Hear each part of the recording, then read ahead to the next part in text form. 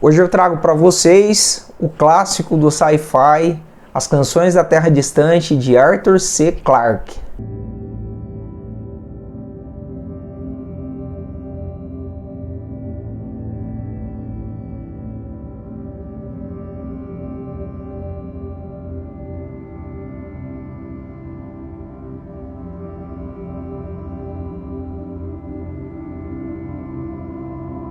Nessa história maravilhosa do autor britânico Arthur Charles Clarke, radicado no Sri Lanka, ele imagina um mundo onde a Terra vai deixar de existir. Na verdade, todo o sistema solar, porque o Sol vai se converter numa supernova, acabando então com a vida na Terra. 1 milhão de pessoas vai se salvar e vai então entrar numa grande nave espacial chamada Magalhães. Nessa nave estarão hibernando então para longe do sistema solar em busca de um novo lar, a saber, o planeta chamado Sagan 2. Gente, esse livro é disparado, assim, mas disparado o melhor livro de ficção científica que eu já li, por várias razões, assim. É um livro que, dentre outras coisas, ele desperta na gente a curiosidade de viver longe do planeta Terra. A gente está vivendo dias tão difíceis aqui, né, que é impossível você não imaginar um outro lugar para viver.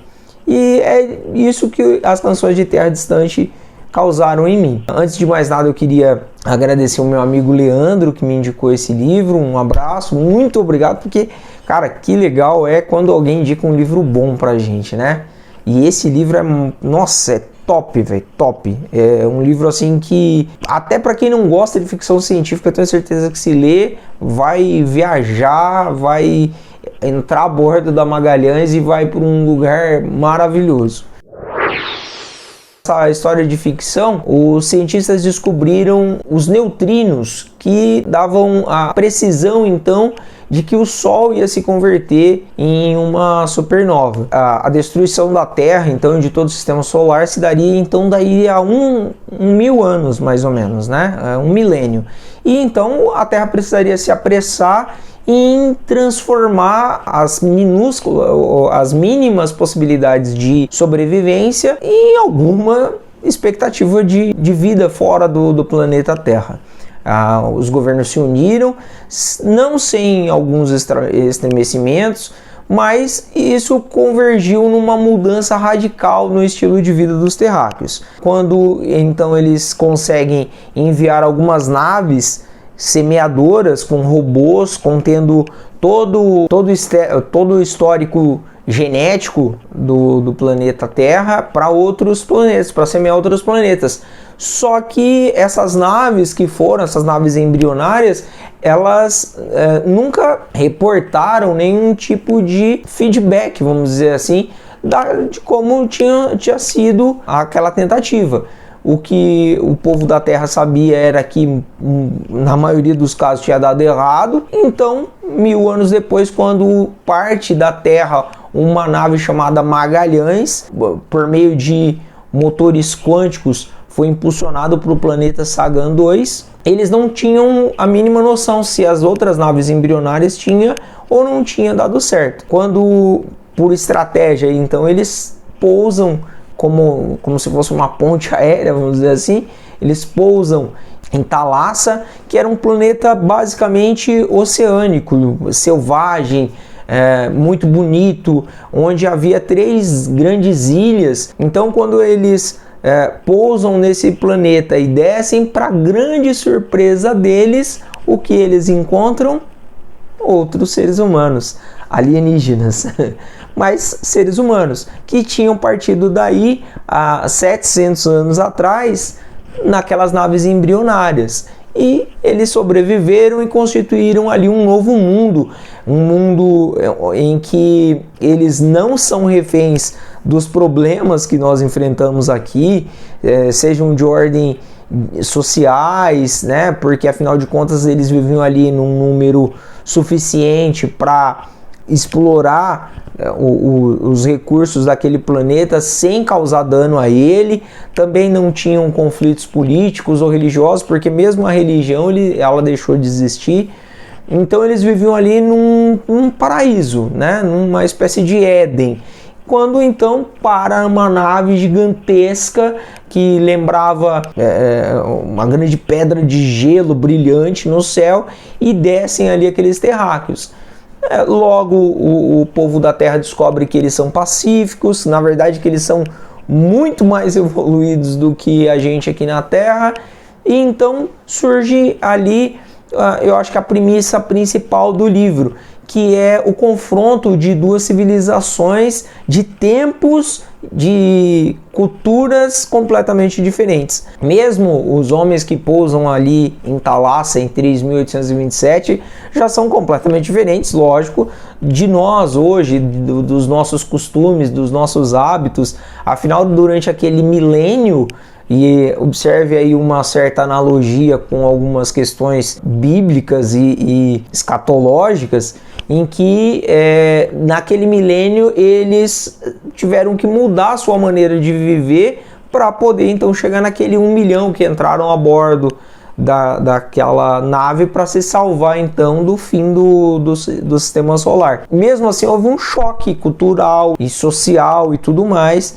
daquelas duas civilizações, né? Bom, se você espera encontrar nesse livro muitos conflitos, você não encontra, porque o mesmo povo de Thalassa não é um povo conflituoso. Eles sabem resolver cada problema que surge com muito mais maturidade do que nós. Porém, o livro ele não nos priva de grandes aventuras, de romance, de mistério, de muita ficção científica na sua essência. Então assim, é um livro maravilhoso. É impossível você ler esse livro e não se imaginar em Thalassa. É impossível você ver as descrições do Arthur C. Clarke e não imaginar as praias de Thalassa, sabe, as montanhas, o monte Krakan, tudo mais que ele descreve aqui, porque é uma literatura que te faz emergir, sabe, assim, é maravilhoso, maravilhoso mesmo, assim.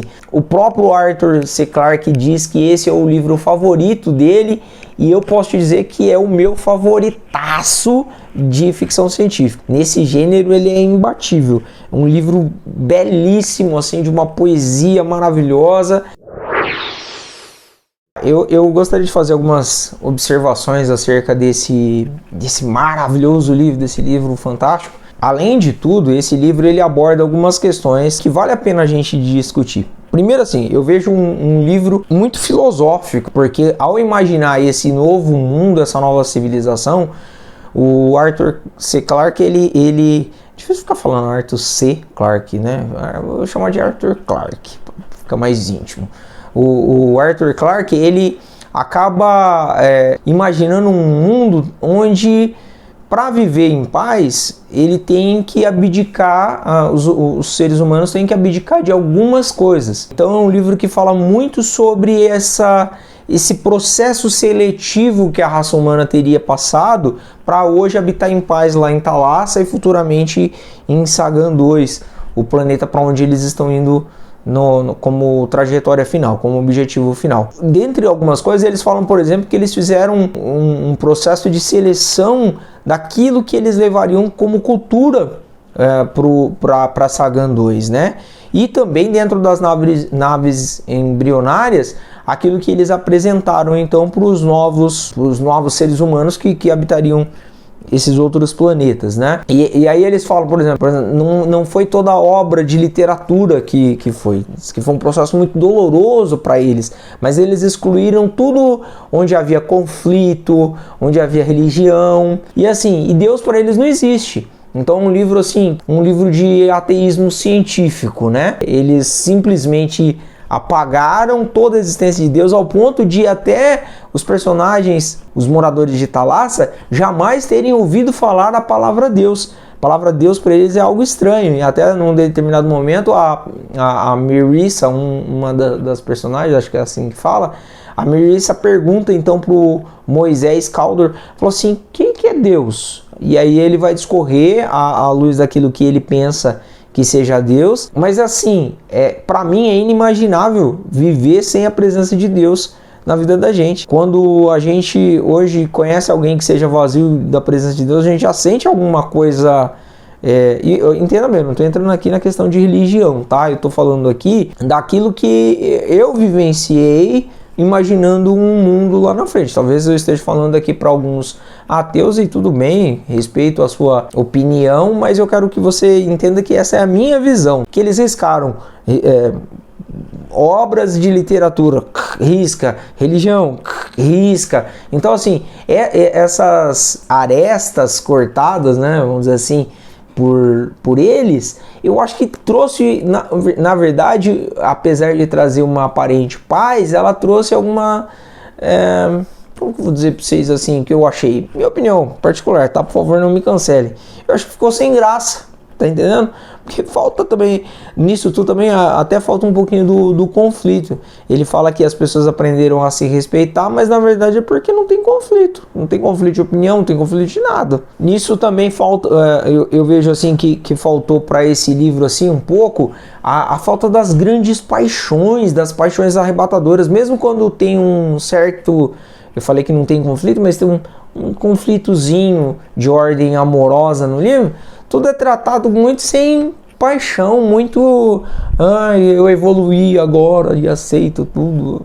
Eu não sei não se o ser humano é capaz disso e eu acho que eu também não gostei disso, né?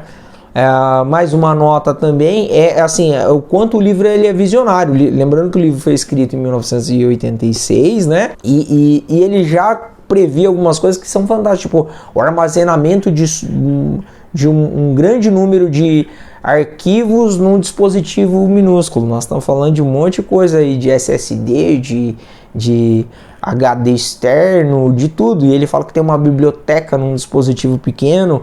Então, assim, muito futurista, como sempre em ficção científica a gente vê isso, né? E muita coisa que ele acertou aqui.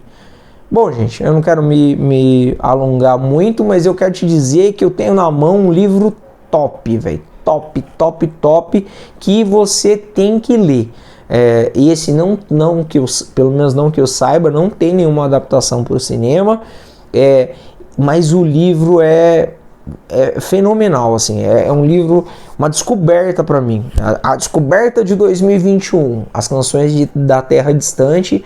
Eu acho que você tem que ler esse livro ainda em 2021, porque ele é assim, maravilhoso, coisa maravilhosa. Bom, é isso, eu espero que você tenha gostado.